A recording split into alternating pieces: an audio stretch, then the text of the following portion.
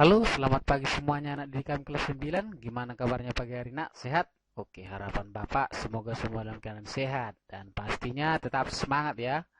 Oke, anak didik kami kelas 9, pada pagi hari ini kita akan melanjutkan pertemuan kita nak ya.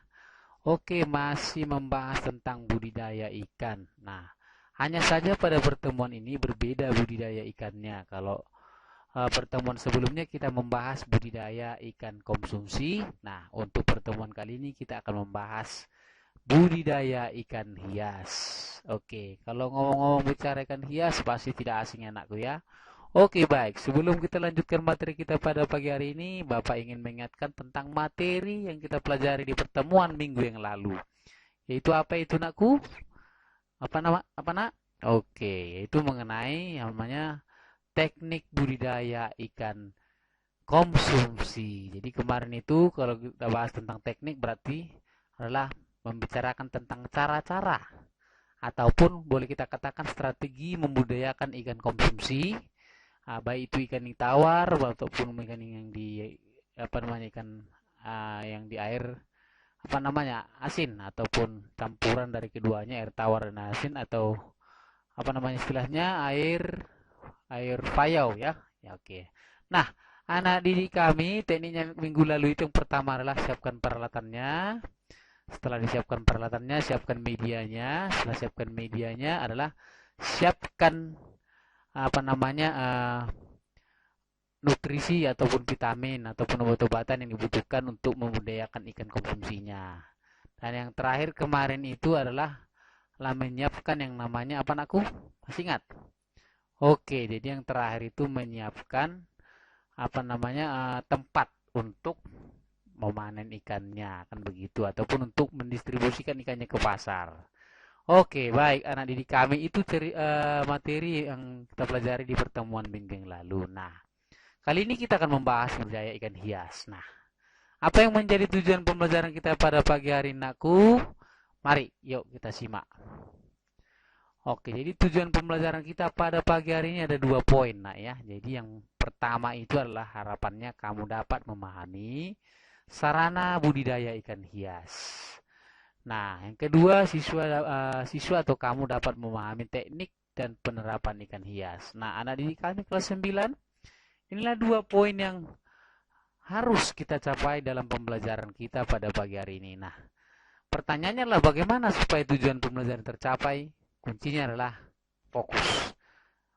Oke, sekarang kita teruskan nak.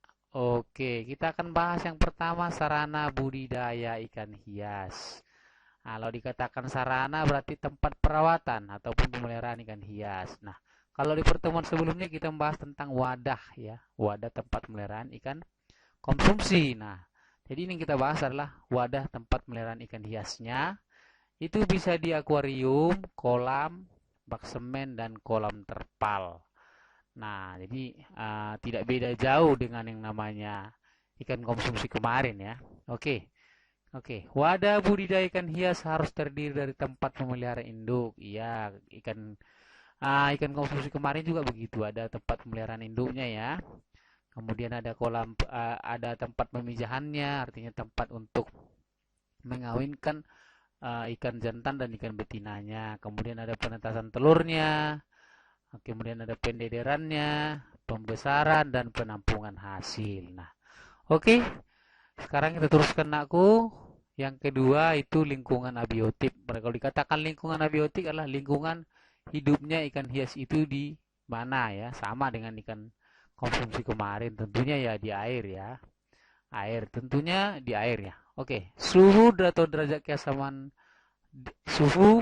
keasaman ataupun pH, kesediaan air, kandungan oksigen yang terlarut dan kecerahan air. Nah, ini mempengaruhi kehidupan ikan hias ya. Oke.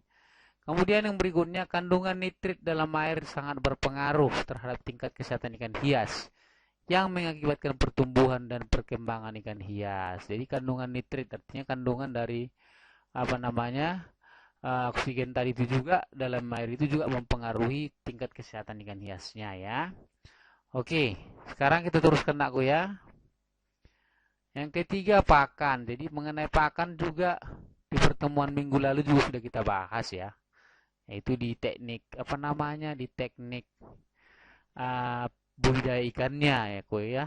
Oke ya, jadi teknik pemberian makanannya. Jadi makanannya itu ada dua ya. Ada dua pakan ataupun makanan ikan. Yang pertama itu alami dan buatan. Kalau alami berarti contohnya lah kutu air, jentik nyamuk, cacing sutra, serangga, katak dan ikan hidup atau ikan mati. Kalau buatan berupa pelet. Nah, jadi ini tidak asing nak ya, tidak asing. Oke, sama dengan materi yang kita bahas di pertemuan minggu yang lalu. Nah, sekarang kita teruskan nak ya.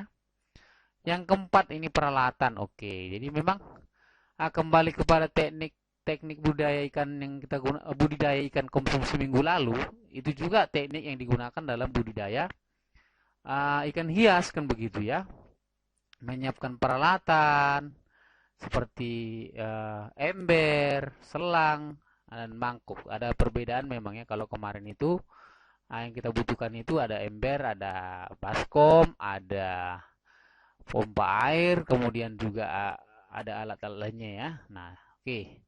Kemudian ini peralatannya ya. Sebelum disimpan, peralatan-peralatan tersebut harus direndam atau dicuci dalam larutan PK atau larutan kaporit ya nak ya. Supaya peralatan itu steril, itu maksudnya nak ya. Oke, berikutnya kita teruskan. Oke, bibit. Nah, oke, jadi strategi pemeliharaan strategi budidaya ikannya selain menyiapkan peralatan itu minggu lalu itu sudah kita bahas, kemudian menyiapkan medianya, kemudian menyiapkan bibit atau induknya. Nah, jadi kalau di ikan hias itu ya sama, induknya ada induk jantan, induk betina. Artinya perkawinan dari kedua ini nanti akan menghasilkan yang namanya juga apa namanya telur. Nah, telur itu nanti akan menjadi anak kan begitu ya. Oke. Jadi di sini ada perbedaan ciri-ciri induk jantan dan induk betina anakku. Yang pertama kita lihat dari induk jantan ya. Itu tidak mempunyai gonopodium. Jadi gonopodium ini semacam tonjolan pada bagian sirip perut. Nah, jadi itu kalau di induk jantan ada nak ya. Kalau di induk betina nggak ada. Kemudian kalau induk jantan tubuhnya ramping, betina gemuk. Kemudian kita lihat dari segi warna sisik itu kalau di induk jantan lebih cerah dia. Kalau di induk betina kurang cerah. Nah, kemudian dari segi sirip, kalau induk jantan dia punggungnya lebih panjang, sementara induk betina sirip punggungnya kurang panjang. Kemudian dari kepalanya ya, kalau di induk jantan dia kepalanya besar, sedangkan kalau betina kepalanya agak runcing. Begitu nak ya. Oke, sekarang kita teruskan aku ya. Nah, sekarang coba diperhatikan kemarin aku. Nah, kita akan membahas tentang teknik dan penerapan budidaya ikan hias.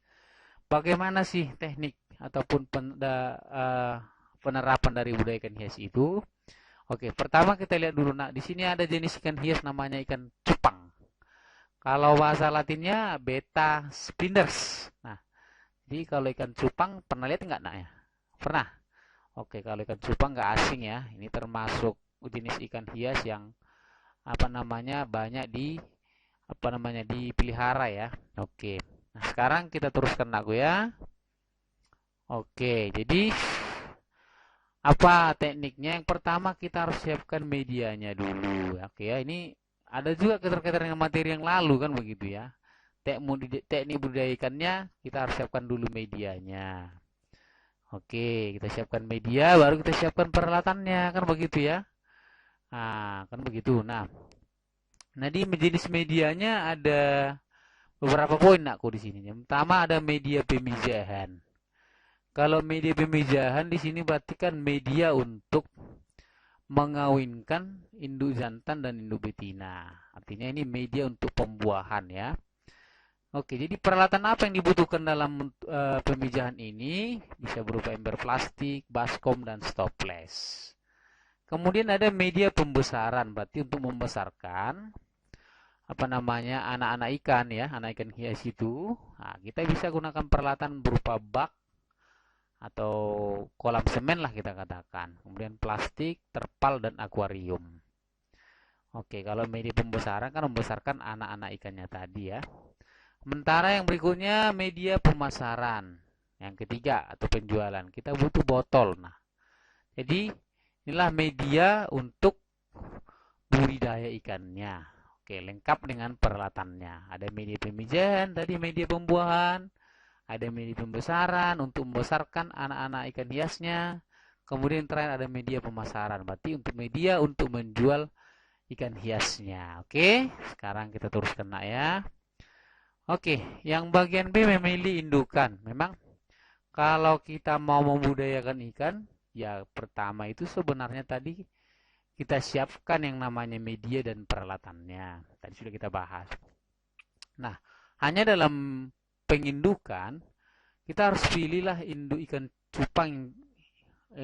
Kita harus pilih induk ikan cupang yang betul-betul berkualitas. Oke, jadi diperlukan kejelian. Kejelian di sini maksudnya ketelitian, terutama saat menentukan ikan cupang, jantan dan betina. Nah, berikutnya jenis kelamin ikan cupang dapat dibedakan dari sirip-sirip dan warna badan. Tadi sudah kita bahas, nak ya. Oke, sekarang kita teruskan. Kita akan bahas perbedaan jenis media dan peralatan budidaya ikan cupang. Nah, kita lihat dulu dari segi sirip. Kalau jenis-jenis medianya itu memiliki jari-jari sirip anal, punggung, dan ekor yang tumbuh sempurna lebih panjang dibandingkan selaput yang menutupinya.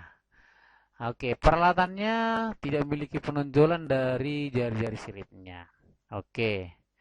Kemudian dari segi warna badan dia memiliki lebih banyak bintik-bintik hitam di punggung. Sementara untuk peralatan memiliki sedikit bintik-bintik hitam di punggung. Nah, ini perbedaan jenis media dan peralatan budaya ikan cupang ya.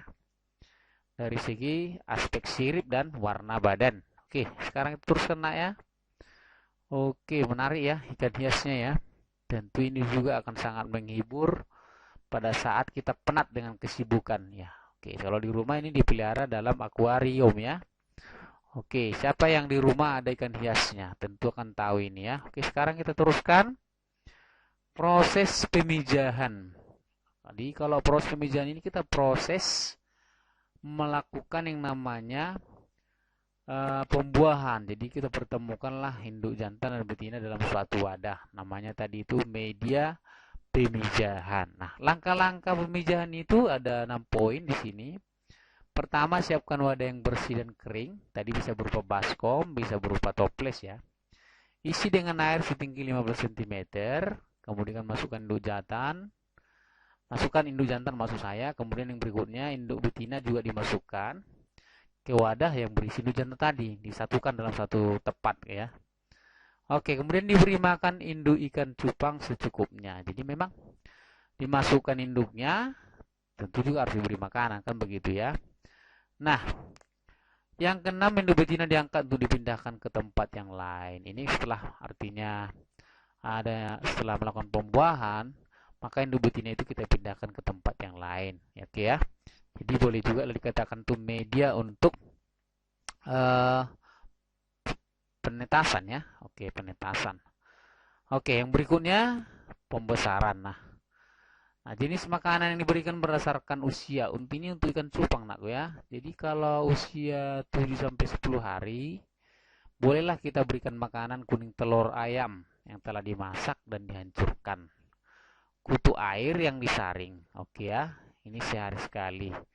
Berarti pada prinsipnya ini kan sifatnya ini alami ya. Alami. Jadi pakan alami lah istilahnya ini. Kemudian 2 minggu kutu air hidup 2 kali sehari. Yang 3 bulan yang 3 bulan ya usia ikannya, usia anaknya ya. Jentiknya mau halus. Jadi pakannya masih sifatnya alami ya. Oke, kita teruskan. Nah, ini bagaimana pencegahan ikannya dari hama ataupun dari penyakit. Nah, yang pertama ini adalah jenisnya hamanya ada ular dan burung. Jadi cara pencegahannya boleh kita buat pagar untuk menutup kolam. Ini kalau media yang digunakan untuk budidaya ikannya menggunakan kolam kan begitu ya.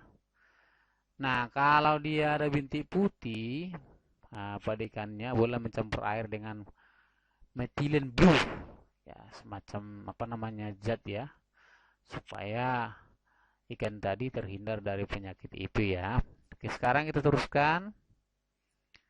Nah, ini ikan mas kokik, tadi ikan cupang ya. Jadi sangat-sangat menarik ya. Ini namanya juga sudah ikan hias.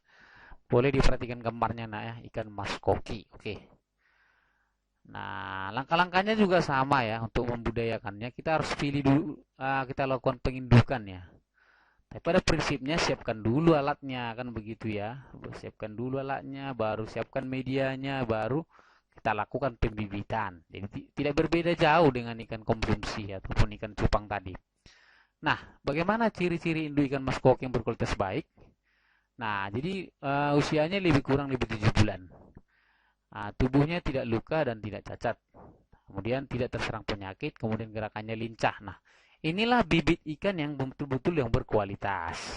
Sama halnya dengan ciri-ciri bibit ikan konsumsi yang kita bahas kemarin ya. Masih ingat nggak nak? Oke. Oke, sekarang kita teruskan. Kita bahas tentang ciri-ciri induk ikan mas koki jantan dan betina yang berkualitas baik. Ikan mas koki jantan sirip dada besar dan terasa kasar. Terdapat bintik-bintik putih. Kalau bintik-bintik tahu ya. Memiliki organ reproduksi berbentuk oval dan kecil. Oke, kalau organ reproduksi berarti organ atau boleh dikatakan apa namanya? Alat kelamin ya. Oke, yang berikutnya ikan mas koki betina, sirip dada terasa halus dan organ reproduksinya berbentuk bulat dan sedikit menonjol. Berbeda ya. Apa namanya? Alat reproduksi pada ikan jantan dan betina. Ya pastinya harus berbeda kan begitu ya. Oke, sekarang kita teruskan proses pemijahan atau proses pembuahannya ya. Jadi proses pemijahan itu secara buatan dilakukan dengan cara menyuntikkan hormon pituitari dengan dosis 0,2 mg atau kilogram bobot ikan dalam satu kali penyuntikan. Oke ya. Jadi dia proses pemijahannya dengan cara menyuntikkan hormon, gitu ya. Proses pemijahan sebaiknya dilakukan pada sore hari. Nah, ciri-ciri ikan mas koki yang mengalami pemijahan adalah kejar-kejaran antara induk jantan dan induk betina ya, semacam boleh katakan ikannya kasmaran ya. Jadi ikan induk jantannya mengejar induk betina. Oke, sekarang kita teruskan bagaimana bentuk pembesarannya. Nah, jadi untuk pembesarannya tentu kan harus diberi makan atau pakan lah ya kan gitu ya. Oke, jadi pertama itu jenis pakannya kutu air itu kalau usia ikannya 1 minggu sampai 1 bulan. Cacing sutra 1 sampai 2 bulan, pelet 2 bulan ke atas. Jadi ini di sini pakannya itu ada pakan alami, kutu air, cacing sutra. Itu sampai batasan 2 bulan. Kalau sudah 2 bulan ke atas sudah bisa dikasih pakan buatan atau pelet ya. Oke, sekarang kita teruskan pengemasan ataupun penjualan. Nah, kalau tadi kita bicara tentang teknik budayanya mulai dari persiapkan media, peralatan, kemudian pembibitan, pembesaran. Nah, pembesaran tentu pemberian makanan tadi ya, pakan tadi alami atau pembuatan. Nah, sekarang kita masuk kepada pemasaran, pengemasan, penjualan ya. Setelah ikan mas koki berusia 5 sampai 6 bulan, ikan mas koki sudah siap untuk dipasarkan. Oke ya. Kita menunggu 5 sampai 6 bulan supaya ikan itu siap untuk dijual. Nah, pengemasan ikan mas koki menggunakan kantong plastik es dengan kapasitas 1 kg yang tambahkan oksigen beri 1 ekor ikan. Nah, lalu ikan mas koki dimasukkan ke karung atau styrofoam. Oke enak ya. Oke. Nah, sekarang kita cerita hama dan penyakit. Jadi ini sebenarnya ini dalam pemeliharaan kan begitu. Jadi konsepnya sebenarnya tadi teknik budaya ikannya mulai dari penyiapan medianya. Oke ya, apakah medianya di kolam, di akuarium atau di toples. Kemudian peralatannya apa-apa saja kan begitu ya. Nah, sekarang kita bahas tentang hama dan penyakit. Ini dalam proses pemeliharaan atau pembesaran. Nah, ada nama penyakitnya yang sering menyerang ikan mas koki namanya dropsy. Nah, penyebabnya infeksi bakteri pada bagian organ dalam. Gejala, tubuh membengkak, sisik terbuka dan kotoran menguntai panjang. Busuk sirip. Siripnya busuk ya, infeksi bakteri ini penyebabnya. Kemudian gejala ini maksudnya adalah pertanda ya, jadi terdapat warna putih di area sirip ekor atau tubuh maksudnya ya, dan sirip menjadi rontok. Kemudian yang ketiga white spot, flu ikan. infeksi virus, terdapat bintik putih pada sisi ikan. Oke, ini kita bahas tentang ikan moli. Yang pertama tadi sudah kita bahas tentang ikan cupang ya. Oke, baik. Jadi pada prinsipnya anakku, teknik pemeliharaan ikan hias jenis cupang ataupun boleh kita katakan jenis ikan maskoki ataupun moli pada prinsipnya sama kan begitu ya. Oke, teman kita lihat dulu tahapan budayanya. Proses pemijahan, perawatan benih, ya itu sama juga ya dengan yang tadi. Ada proses pembuahan, kemudian ada benihnya. Benih itu kemudian ya pada prinsipnya sama ya, sama. Nah, ini jenis-jenis ikannya ya. Ada ikan gupi, oke, ikan gupi. Tahapan budayanya pemeliharaan induk, proses pemijahan, oke. Jadi calon induk ikan gupi diperoleh sekitar usia 4 bulan dan telah berukuran 4-5 cm. Proses pemijahan, tempat pemijahan ikan gupi menggunakan akuarium dengan ukuran panjang 80 cm, lebar 20 cm, dan tinggi 40 cm. Sumber air yang dapat berasal dari sungai atau air sumur yang sudah diendapkan selama 1 malam.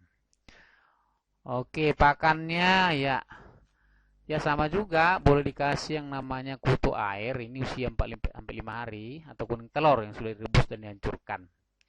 Setelah berukuran 2-3 cm, anak ikan gupi dapat diberikan pakan cacing. Nah, setelah berukuran 5-7 cm dapat diberi makan ya. Makan. Oke, ini berupa pakan buatan ya. Oke, jadi pada prinsipnya kalau ikannya masih artinya baru usianya masih rendah ya kasihlah pakan alami atau pakan tradisional. Oke ya, seperti cacing, kutu air, oke ya, katak dan seterusnya lah. Kalau yang sudah besar sudah layak diberikan pakan buatan seperti pelet ya. Oke, dari segi penyakit juga.